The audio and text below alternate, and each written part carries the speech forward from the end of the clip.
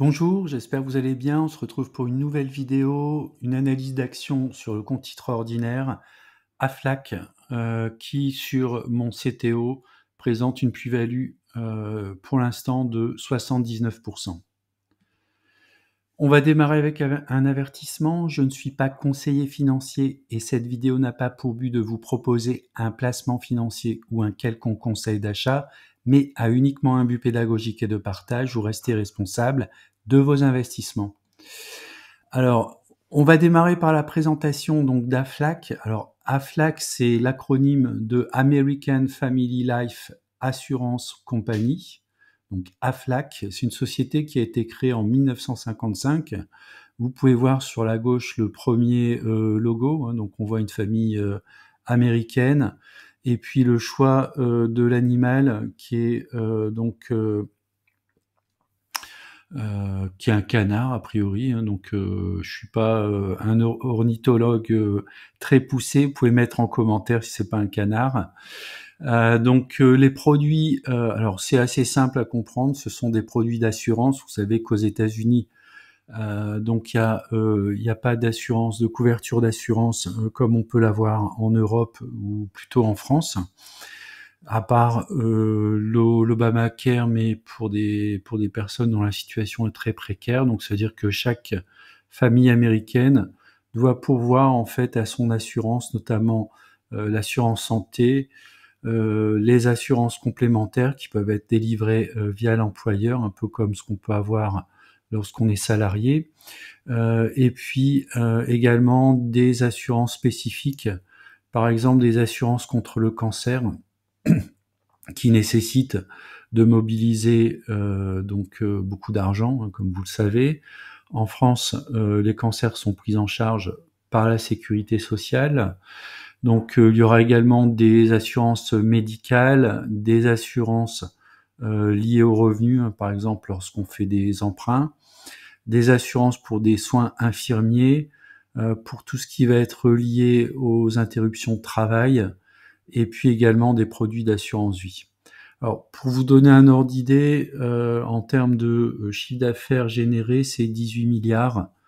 Donc, on n'est pas sur non plus un truc énorme, mais on est quand même sur de la big cap si on compare avec des sociétés françaises. Alors, il y a deux points que je trouvais intéressants à mettre en avant. Le premier point, c'est le fait que le terrain de jeu de cette société, ce sont les États-Unis et le Japon, donc à peu près moitié-moitié. Et puis le deuxième point, et ce qui est très important pour l'investisseur, c'est comment cette société est notée, puisqu'on est dans le domaine de l'assurance. Hein, il y a des ratios financiers à respecter, et elle est relativement bien notée puisque selon les agences de notation, elle est au minimum en A. Alors, quels sont les produits d'assurance? Je vais aller très rapidement, hein, vous les avez ici. On retrouve des produits d'assurance assez classiques. Alors, soit via une souscription directe, à noter qu'il y a également la possibilité d'assurer ces animaux, ou soit via son employeur. Donc, c'est ce qu'on va retrouver à droite avec les assurances hôpitaux, invalidité permanente ou temporaire, et puis également la possibilité de mutuelle autour de tout ce qui est problème de vision, hein, les lunettes, etc. Alors maintenant, si on regarde les ratios financiers, c'est une société qui génère, alors vous voyez 19 000 milliards, non, en fait ce sont des 19 000 millions ou 19 milliards. C'est simplement Google Translate qui traduit mal les billions. Donc on a un chiffre d'affaires de 19 milliards en progression, hein, si on regarde par rapport à l'année précédente. On a un EBITDA de 8 milliards, un peu moins de la moitié, donc ça fait à peu près 40%. C'est un ratio qui m'intéresse, le ratio EBITDA sur chiffre d'affaires. Et puis un autre ratio qui m'intéresse, c'est le return on equity ici qui est de 23. Donc on on répond à mon critère qui est un ROE supérieur à 10. Ensuite, si on regarde les marges, donc on a des marges assez confortables, notamment la marge bénéficiaire nette qui est de 24%. Donc c'est une société qui est très saine en termes de gestion. Si on regarde donc les ratios de valorisation, on a un PE de 14 qui est, à mon avis, tout à fait correct. Et puis si on regarde derrière, la dette est de 1,2 milliard, donc pour un flux de trésorerie de 1,9 milliard, donc elle a largement de quoi couvrir sa dette, que ce soit le ratio dette sur EBITDA ou dette sur flux de trésorerie ou flux de trésorerie divisé par dette. En gros, si elle utilisait toute sa trésorerie, elle pourrait en une année rembourser sa dette.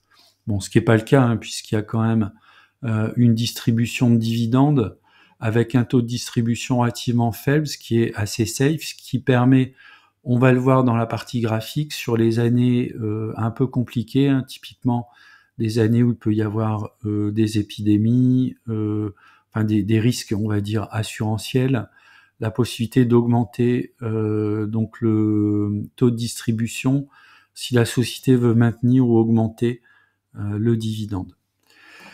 On a un dividende de 1,70 $, donc on verra après, c'est pas extraordinaire en pourcentage, pardon, c'est 1,70%, donc c'est pas extraordinaire, mais on va le voir, c'est une société qui a une très belle croissance. Alors effectivement, si on regarde la distribution du dividende, on peut voir que sur les 10 dernières années, le dividende n'a pas arrêté d'augmenter. Donc même sur les années compliquées, par exemple les années Covid, on voit qu'il y a quand même eu une distribution toujours en hausse, avec une croissance du dividende de 9% par an en moyenne sur les 10 dernières années, ce qui est quand même pour moi un critère également très intéressant. Et puis la société a également effectué un programme de rachat d'actions à hauteur de 4 millions de dollars, ce qui est également favorable aux actionnaires, notamment aux actionnaires qui détiennent l'action au travers d'un CTO. Ça évite d'être imposé, hein, puisque les dividendes perçus sont imposés aujourd'hui à la flat tax. Donc le fait de faire un programme de rachat d'actions, ça permet d'avoir un effet relutif sur les actions, c'est-à-dire un nombre d'actions en circulation qui diminue, et donc derrière potentiellement donc une rentabilité qui va augmenter. Alors si on regarde le graphique de long terme, donc c'est une société qui a un taux de croissance hors dividende un peu moins de 9% hein, sur les 30 dernières années. Alors on n'est pas sur la tech, mais néanmoins on a quand même une très belle croissance avec un coefficient de corrélation de 0,90. Donc on est assez proche finalement de sa croissance moyenne. Donc le coefficient de corrélation, pour moi, ça correspond plus ou moins, alors c'est statistique, hein, à une volatilité sur une action. Donc plus on se rapproche de 1, ça veut dire plus l'évolution du cours, qui correspond à une réalité, s'assimile en fait à sa représentation mathématique qui est en rouge. Donc c'est l'une des raisons pour lesquelles aussi j'ai choisi Aflac, un bon niveau de croissance, un taux de distribution dividende en croissance et un très bon coefficient de corrélation. On est actuellement un petit peu haut, hein, puisqu'on est en termes d'écart type à 0,90, un cours à 108 $ pour une valeur théorique de 80 $. Donc idéalement, c'est une action qu'il faudra aller chercher entre moins 1 sigma et la valeur théorique. Ça se situerait donc globalement entre 60 et 80 $, si on regarde ces droites de régression. Si on regarde le graphique plus court terme, c'est-à-dire depuis à peu près la fin de l'année 2020, on voit que la société évolue dans un canal ascendant. Alors j'ai mis ici mon PRU qui est à 60,94. J'ai dû l'acheter à peu près dans ces eaux-là début 2022 en fait. Hein. Donc c'est une action qui est plutôt bien orientée, donc une très belle tendance ascendante qui a tendance ici à s'accélérer depuis le mois de juillet. Donc on a tapé un plus haut autour des 110 $. On est actuellement en phase de consolidation.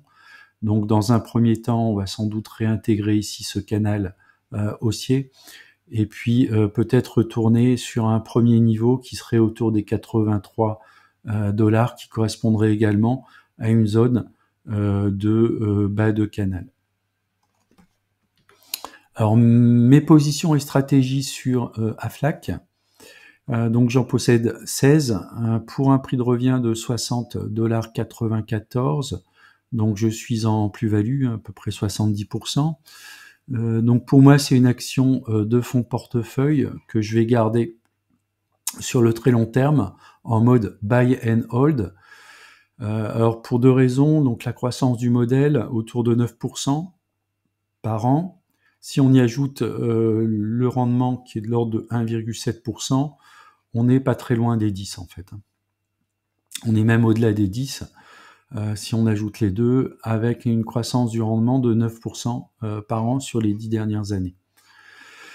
Alors ma stratégie sur Aflac, ce sera de renforcer sur les zones que j'ai identifiées graphiquement, qui seraient donc 84, 74 et 64, qui correspondent également plus ou moins 84 au prix théorique de la valeur sur la droite de régression, et 64, une valeur moins un sigma. Donc pour rappel, la valeur théorique est de 81 $, donc on est quand même aujourd'hui sur des cours un petit peu élevés par rapport à l'historique de cours sur cette action. Voilà, donc c'est la fin de la vidéo. Je vous remercie de l'avoir regardé. N'hésitez pas à mettre un commentaire si vous le souhaitez. Puis je vous dis à bientôt pour une prochaine vidéo.